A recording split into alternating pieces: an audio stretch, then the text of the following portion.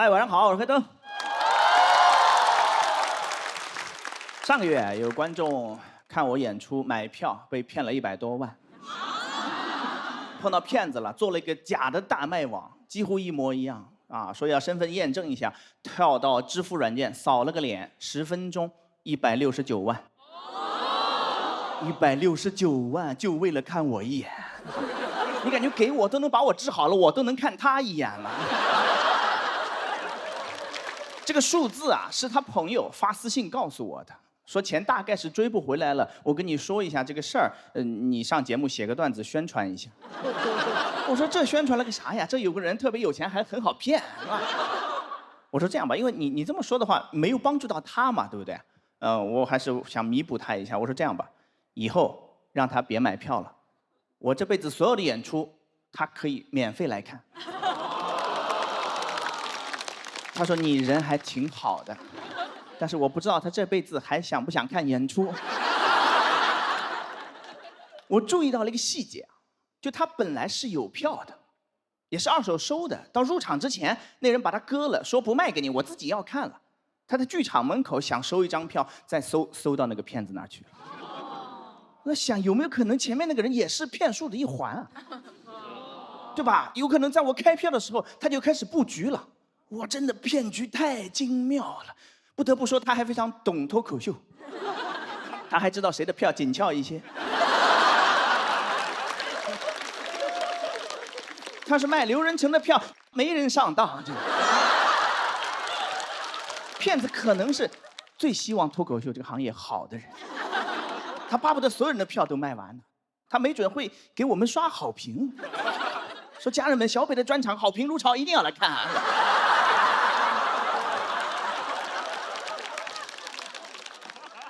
我写段子的时候，我去搜了一下，我发现一个数字真的震惊到了。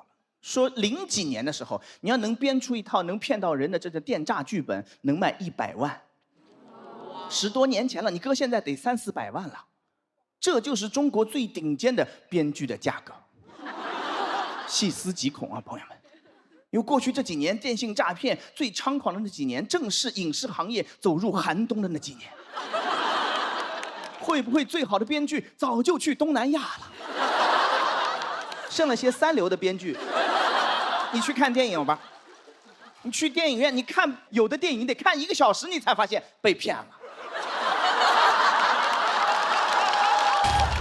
这边剧情多快呀，10分钟啊，对吧？真的如果真的是这样的话，我就觉得有点太可怕了啊！而且你发现每一个那个电诈的话术啊，也特别像一个精彩电影的开局。说恭喜你中了一张豪华游轮的船票，泰坦尼克号。啊，说赶紧来一趟，你儿子在海边失手把人给打死了，哪吒。而且现在会根据你泄露的隐私给你定制专人的剧本。我们的隐私泄露的太严重了，就都是这些平台泄露出去的。以前你想一个 ID 就能注册了，后来要你的邮箱号，要你的手机号，要的越来越多了，越来越过分了。我前几天点开一个 APP， 它要查看我家网络上的其他设备。你干什么？你一个放歌的软件，你干什么？你摸我家冰箱干啥啊？那黑胶是看上我家的牛柳了吗你啊？都是他们泄露出去的。我觉得平台就应该负起这个被骗的这个责任，你们应该全额承担，对吧？甚至我注册的时候，你就应该先发给我一笔钱，我到死没被骗，钱再还给你，对吧？你都搞什么超前点播了，超前赔付怎么了，对不对？但是没人听我的，就是，我就自己想一想，就怎么办呢？一遍一遍跟大家讲，买票一定要小心，不要相信什么领导票、内部票，都是骗人的。一场演出不看不会死的，错过就错过了，错过了你就等。好的演出肯定还会返场的，不会返场的垃圾错过省钱就是。你真要有那169万，直接给我，我可以上你家给你演，我能把你家冰箱都演燃起来，你信不信？没办法，只能一遍一遍这么讲，因为反诈真的很难做的。这么多年，我见到过一个反诈宣传，在杭州看到的，小区楼下拉个横幅说3号楼王先生裸聊被骗28万，这个真能教育人，但只能教育到王先生一个人。王先生这辈子可能都不会再裸聊了，但小区其他人不会觉得，他们不会觉得，只会觉得好笑，只会觉得王先生不会裸聊，我裸聊肯定没事儿。谁能不被诈骗呢？对不对啊？谁没人敢保证，我只能敢保证我不裸聊，我裸聊都不知道干啥。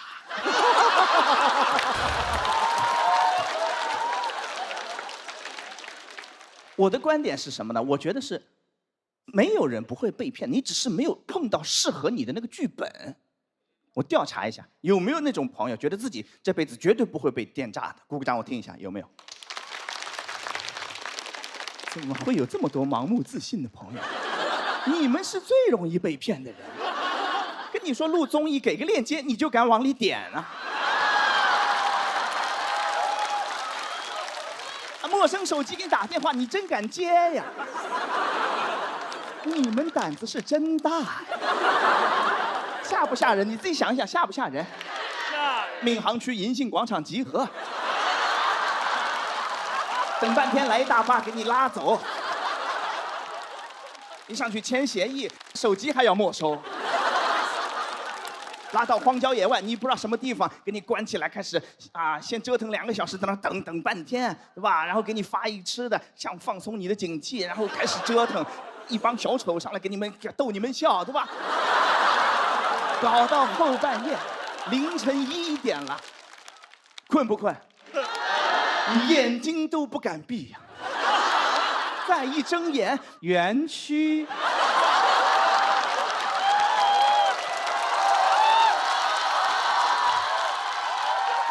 现在知道怕了吧？来不及了嘛，手机都交了。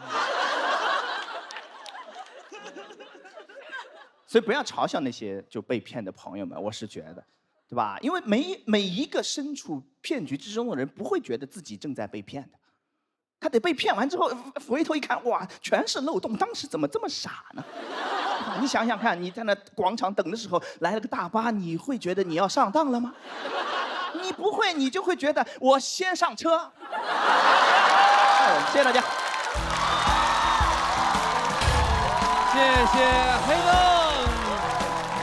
喜欢黑灯这段表演的朋友，千万不要忘记为他投票，请锁票。好了好了，这帮人已经完全放松警惕了，可以收网了，可以收网了。这不是演习。哇，这个不但是好笑，还有功德呀！这真的是纯纯的反诈宣传，这是。是，别人花了169万啊，然后这个买给他一个素材，你知道吗？我都担心这个是不是你搞？买剧本来着。他都这样了啊！但是我是觉得这个对社会来讲啊是功德。对于咱们平台来讲，我跟你说，下一次还有没有观众，我都觉得有点悬。您还是单纯，您就没怀疑过，您今天在这儿是我们所有人。我都觉得我跟他是同伙，你知道吗？演员，我们都是演员。对，所以你们小心点。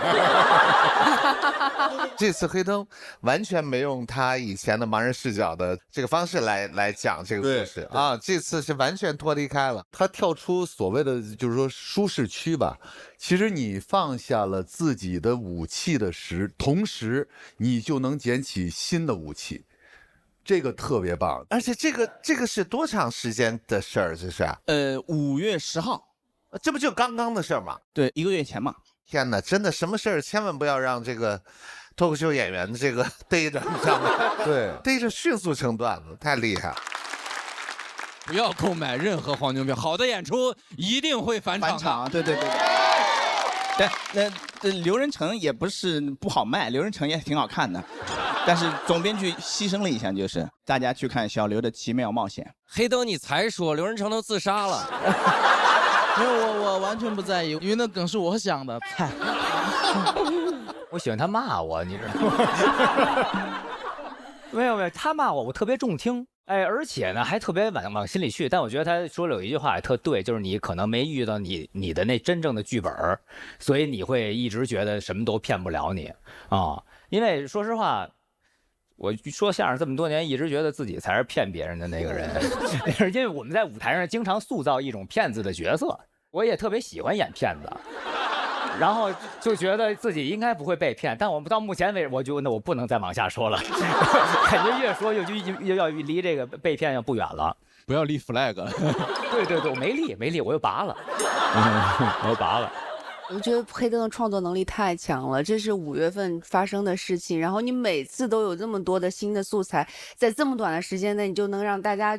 然后刚才还纯的玩弄了一段观众，对，我就觉得很赞叹你的创作能力。那个玩弄观众是我老婆给我想出来哦，本来就不知道怎么收，后来就想了半天，我老婆给我出了主意。好厉害呀！就大家听到这句话以后松了口气，原来是假的。哈哈，你们还以为是假的吧？可以收网了。好，那我们谢谢黑灯。也请黑灯暂时来到休息区。哎呀，有一种真人超级玛丽的即视感。我是庞博，好嘞，到站了，先上车。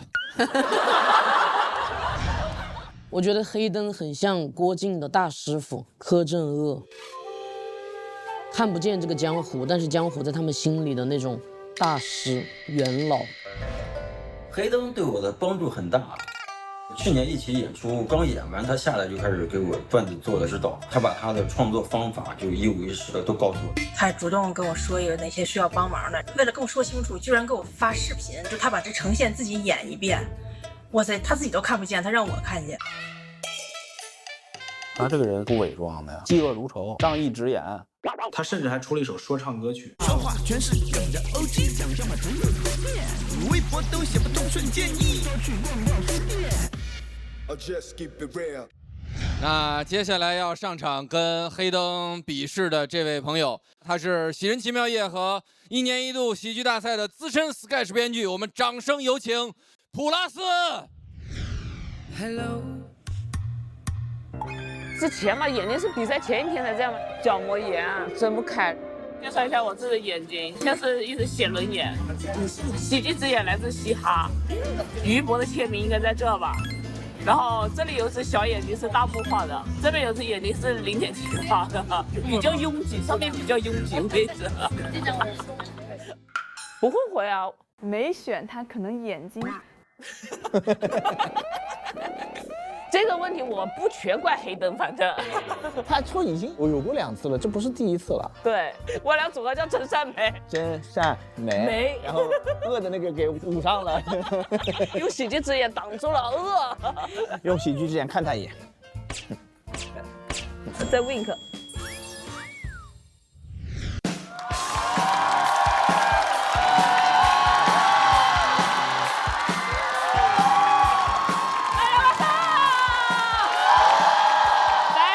看一下这边的观众，再让这边的观众看一下我。自我介绍一下，普拉斯，中国 sketch 教母。今天是黑灯 plus 版。眼睛选对手之前还是好的。现在我和黑灯2个人凑不出一双慧眼。质疑黑灯，理解黑灯，成为黑灯。其实昨晚突发恶疾，角膜炎破损，然后发炎，现在睁不开眼。而且我本来的开场应该是大家看我这个样子，其实我身体很差。现在不用了，大家看我这个样子就知道我身体很差了。前几年生了一场大病，急性胰腺炎，差点进 ICU。当时在北京出差，下不了床。我打电话给我最好的朋友周姐，让她来救我。人在生病的时候，就是需要一个靠谱的朋友。周姐穿着拖鞋就出现了，她看见我整个人全成一团，烧到红纹，开口第一句话就是：“我的天，好大一只基围虾！”打车到了医院，给大家科普一下，如果一个女生生大病，医生一定会问你一个问题：最近有没有性生活？因为这涉及到治疗方案。医生问我最近有没有性生活，周姐说她没有，绝对没有。我说周姐，你让我回想一下。周姐说 Plus， 你那叫回味，根本不了解这个病。医生跟我说急性胰腺炎非常严重，胰腺是管胰岛素的。我还和他抖机灵，我说我知道，做人留胰腺，日后好相见。周姐帮我缴费回来，我跟周姐说，周姐我得了急性胰腺炎。周姐说，我的天，厉害。我问他这么冷门的病你也知道吗？他说啊，我姥爷就得这个病走的。住院昏迷之前，我拜托周姐最后一件事情，帮我找一个护工，毕竟也不敢真的让他照顾我。他帮我找了整个医院的最后一个护工。当一个人成为最后一名的时候，一定是有原因的。那个护工太瘦小了，他扶我去上厕所的时候，我还在扶着他。体温计也甩不明白，进我胳肢窝之前就是39度啦。而且那个护工有一个别的护工都没有的特质，浪漫 ，romantic。当时我从昏迷中醒来，他乌溜溜的黑眼珠盯着我。跟我打招呼说：“你好啊，我叫王翠云，王是3横榆树王，翠云是天边翠翠的一片云。”我第一次见这种自我介绍方式，我说我叫Plus，普是2点一个亚，下面一个日，拉丝吐司拉到的一小丝。王翠云每天晚上9点就要关我们病房的灯，我们病房10点才结束查房。读书的时候都没关过那么早，而且我们病房那段时间得了健康文明示范病房。怎么会有一个病房得健康文明示范病房？就像不会有一个精神病院得精神文明建设精神病院是一个道理。我问他为什么这么早就关灯，王翠云说他不喜欢黑夜，因为离别总是在黑夜。他的浪漫注入生活中的每一个细节。我朋友来看我给我送的花，他会拆开一朵一朵的洗干净，插在我的床头和床尾。我就这么躺在那里，盖着白白的床单。王翠云说：“这样有没有睡得安心一点啊？”确实有安心一点了哦。他还好热心，不照顾我，但是照顾我们病房里面的另外3个人。说：“哎，你的点滴打完喽，哎，你要不要喝热水？哎，你该吃药了。”他管完你的，管你的，管完你的，管你的。他像我们病房的主理人。我朋友来看我的时候都问我，他说：“Plus，你是不是和他们 A 了一个护工啊？”王翠云每天下午6点要和我隔壁床的大姐出去散步看夕阳，说送太阳回家。他眼里没我，我现在眼里也没他了哈。整天想着往外面跑，我感觉我找的不是一个护工，而是一个老公。那段时间不仅仅得了急性胰腺炎，还得了焦虑性依恋。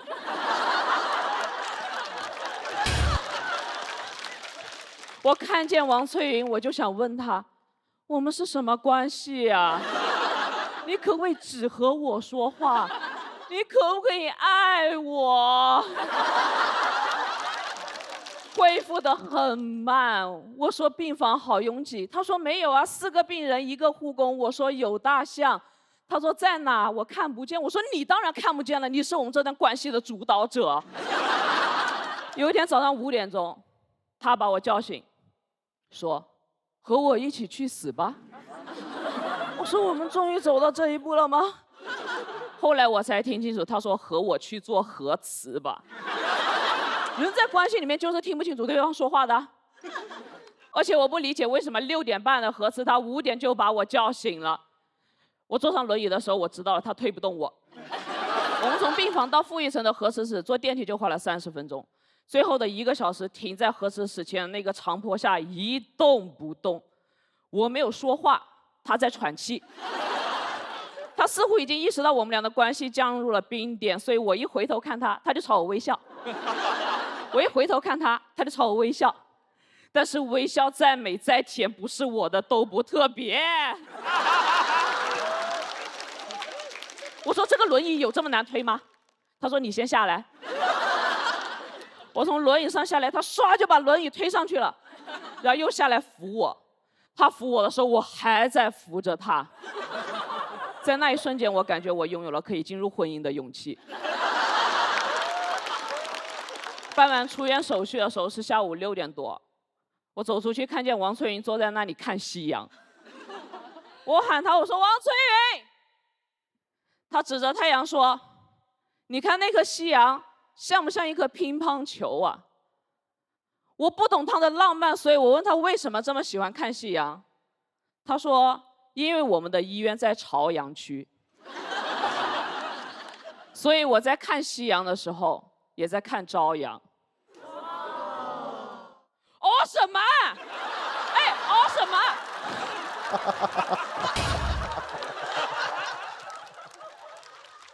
这对我的病情有任何帮助吗？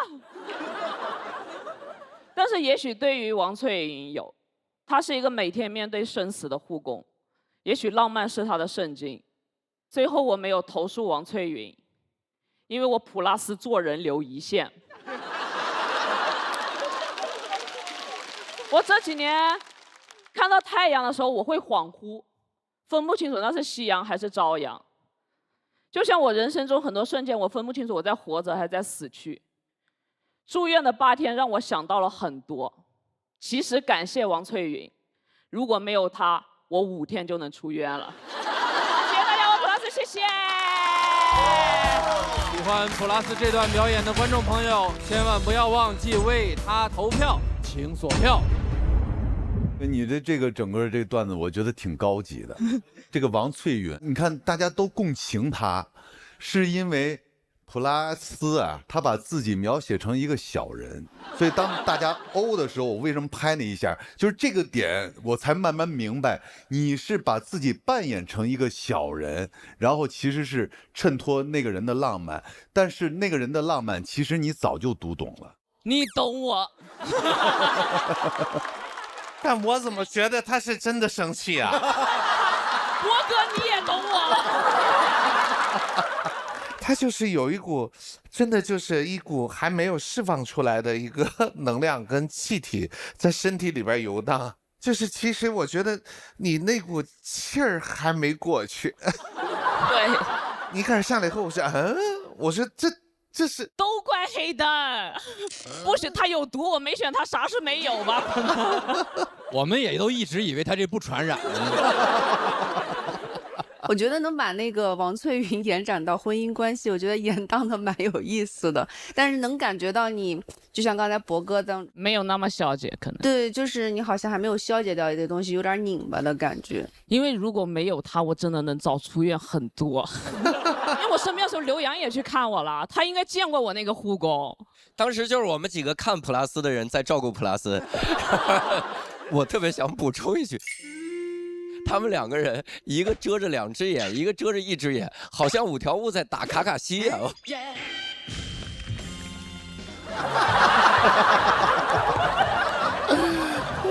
快假装，咱都得假装听懂了，然后笑这儿啊！因为我也不知道说的是啥。火影忍者吗？不是。哦，你看，我不是什么都不懂，但是我依然很清澈。其实我也是，我在最后临了的时候也一直在纠结，因为您在这故事里这2个主要人物啊，就是他都不是很容易让人喜欢的人，但是呢，到最后整个这个结束一处理吧，我确实觉得，还确实还真没落到俗套里，特像一些电影，就是到最后这事儿也没解决。好像你们期盼的这事儿，最后事情出现了转机，怎么样也没有，然后这事儿就这么了了。我倒觉得我其实是抱着求教的态度，我是向您打听这事儿。出院的那一瞬间，我就把王翠云微信给删了。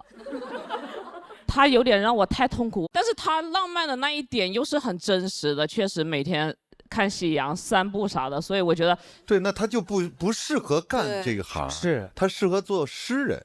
确实比较适合他，有时候就坐在旁边看书。我觉得他挺有意思的，我比较想写一个比较有意思的人，和不和解，我觉得可能也没那么重要。有点像，就大林说了，我这么感觉，有那么一点点像北野武电影里的一些人，就是莫名其妙出现在这个片子里，莫名其妙出现在这个故事里，给了主角一巴掌，也走了。所以就等着我们观众去解读嘛。是，也让我想起来冯骥才先生有本书叫《俗世奇人》还是什么的，就聊这个世界上有一些怪怪的人，然后他也没来头，也没去处，就截出来人生这么一段，就写在故事里。我觉得这个普拉斯塑造的王翠云也有这么点感觉。哎，我必须得说一下，王翠云不是真名，就是镜头前的大家，不是你身边那个做护工真的认识的那个王翠云。如果有雷同，纯属巧合。普拉斯个人喜剧艺术加工。事情是真的吗？事情是真的，事情是真的，所以他就护工那一整段所有的综合事情都是真的。那一次对我生死观造成有比较大影响。我突发了一次，在典礼室里面从下午一直做到凌晨，做到很晚，然后旁边的人都来来往往，因为走了很多人。到晚上的时候，就有一个老人就送进来了。10几分钟之后，你就看到一个装尸袋放在那个床上面就推出去，你就感觉死神就在你那个急诊室的门前踱步走了一下，就把一个人给带走了。你那瞬间，你就是在医院感觉离死亡好近。我也是从那年开始连续写遗书的，对一些人遗憾的话或者怎么样的，也相当于有的时候总结一下去年的事情或者怎么样，要自己葬礼怎么做，骨灰要安排在哪里，小猫要给谁托付，笑也是面对，哭也是面对。然后医生进来说，他说，哎，你们都是谁的亲友？他们没有人说话，没有人说，我是那个床位的二婶。二婶，那个船是我。对，好气2层，这个好像。很多时候你自己撑不住了，你就会想让普拉斯还在撑。他跟你比，他都没有一个健康的胰腺。别说了，我流下了一泻眼泪。爱就爱，不要有慢动作。这个故事怎么解读都交给观众，交给读者了。那这场对决还是得有个结果。那个咱们一只眼的福这个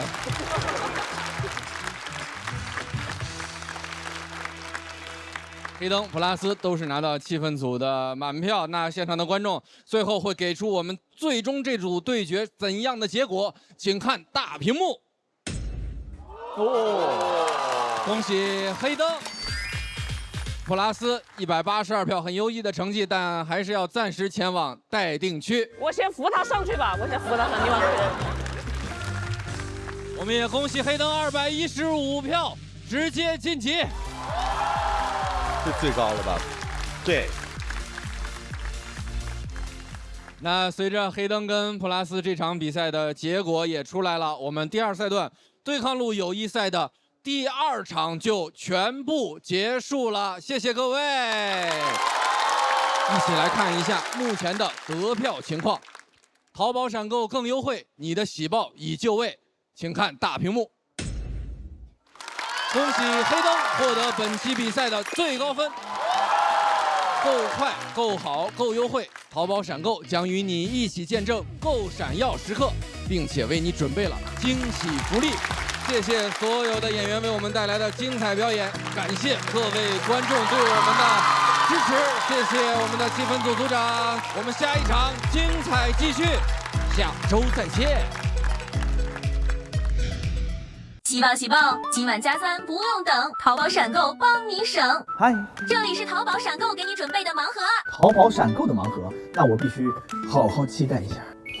闻到了蛋糕的香味。上淘宝闪购搜夏日拼团，点外卖拼团更优惠。拼了拼了，干饭不孤单。感谢够快、够好、够优惠的淘宝闪购，那我就先去享用啦，拜拜。啥子？你说你舞台咋了？你没得事嘛？你没事儿吧？是3兄弟重回神坛了。在大城市混得不错啊，小天才。因为我有天神为我领航。日本草原的天神吗？还能管城市的事情说？是比亚迪天神之眼自驾系统的城市领航功能，比亚迪可以为安全兜底。啥子？你车了？当然不跟你们说了，我要开车了。你好，小芳。你好呀。帮我导航到四川省甘孜藏族自治州道孚县仙水东路6号3楼尼洽网咖。淘宝闪购够快、够好、够优惠。本节目由点外卖更优惠的淘宝闪购独家冠名播出。笑点稳稳接住，成长稳稳守护，宝宝成长有底气，上场有实力。感谢皇家美素佳儿特约赞助播出，听个段子电充好。感谢5分钟充好，9分钟充饱，零下30度只多3分钟的比亚迪汽车赞助播出。轻松爆梗随口来，一口维他爽开怀。感谢真茶真柠真爽的维他柠檬茶赞助播出。华为 Pura 90系列，新一代2亿自拍旗舰，2亿自拍一出手，追星大片跟着走，为健康护航，让快乐加分。感谢为健康做好药，东阳光药赞助播出。土地有温度，美食有态度。感谢爆笑零食好 homie 10个晴天美食小铺赞助播出。欢迎大家来到收工了喜剧之王，耶！也恭喜黑灯老师拿下本场最高分，感谢。哎呀，有点害羞啊。怎么能害羞呢？那你说现场，如果你不得冠军，谁会？南瓜。先把照片全部换成南瓜。我对咸鱼只有一个疑问，他发际线到底有多长？前有雷佳音量头围，后有咸鱼量脑门。我们来量一下啊。为啥是黑灯在量？哎，南瓜，你还打算减肥吗？减，比完赛就减。最近压力太大，一笼比一笼胖。一笼？你少吃一笼，完事儿你蘸点醋。来到大家万众瞩目的游戏时间 ，pose 不一样，3、2、1，走红毯。哎，主要问一下南瓜吧。我激动到滑倒了。台语是在牛，月是在签字，秀腿，在当保安，夺冠，我在捧杯啊，感恩，我在演翟佳宁。完了，我俩淘汰了。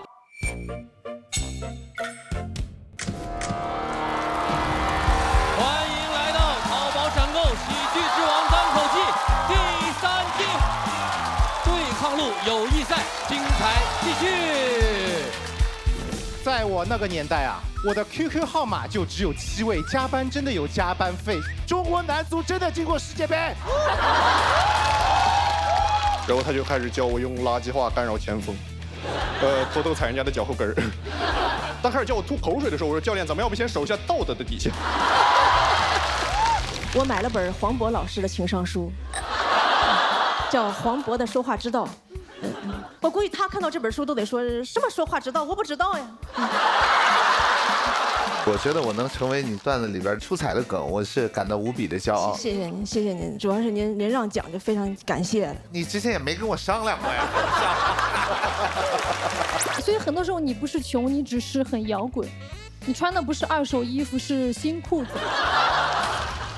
一个年下的老板夸人的方式就是这么有力，切匮乏，指着我就喊：“哎呦，杨哥，你就我爹。”那个导演拒绝我的理由是，他说我太重量级了。我刚开始都没听懂，我说我还是个素人呢，然后我才反应过来，我说节目体量这么小吗？这综艺不是 S 级吗？是小马的 S 啊。这个对决会有怎样的结果？请看大屏幕。哇！差点满票啊！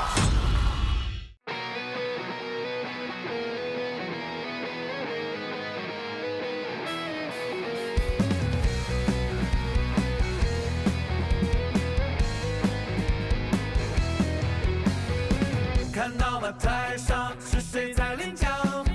不是我，我在角落飘飘飘领奖。不是我。排队排最后合照站最边上。我咋办？你开场唱，我跟唱，点绿就响。从来就没有女生举来主角气场。你只是北京腔，我可是北京腔。没有万人敬仰，只有万人敬仰。就我自己努力奋斗。就算是个路人甲，谁也要翻身的。浪花飘飘飘飘飘飘飘飘飘。谁不是？每周一12点，会员专享喜剧演员们收工后的走心饭局。电视看爱奇艺就用奇异果 TV，享真奇映画 Max 高品质视听，解锁100种追踪方式，你的私人定制尽在爱奇艺综艺。来爱奇艺创作中心投稿《喜剧之王》单口季第3季，2创视频赢现金奖励。海外用户下载爱奇艺国际版，多语言字幕，更多独家内容抢先看。更多节目精彩资讯尽在新浪娱乐微博综艺、新浪综艺，百度一下你就知道。上百度 APP 搜索《喜剧之王》单口季第3季，看更多精彩内容。独家中文百科合作平台，上百度搜索《喜剧之王》单口季第3季，精彩内容尽在百度百科。上新浪新闻客端搜索《喜剧之王》单口季第3季，看节目更多精彩内容。上前程无忧511照找高薪工作，赚到你笑。下载网易小蜜蜂，看年轻人的朋友圈，拥有到词典 AI 同传，外教课堂轻松听懂，跨国会议无碍沟通。听播客上小宇宙 APP， 听单口喜剧演员聊更多幕后故事。